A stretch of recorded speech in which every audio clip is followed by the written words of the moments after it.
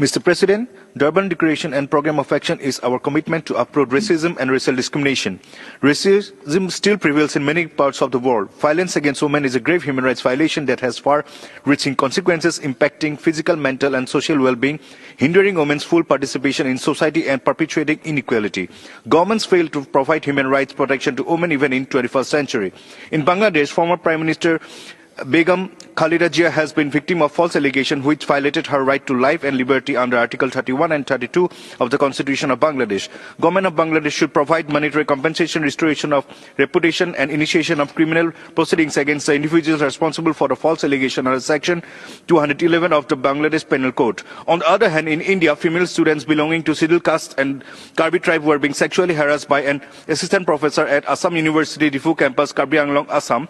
Moreover, the accused is also found to harass his wife, who is a native girl. As the governments fail to provide human rights protection to women, I urge the Council for greater help to safeguard the interests, particularly for women. I seek unprecedented attention and initiatives to be applied in all countries. Thank you. Jai Ahom. Thank you.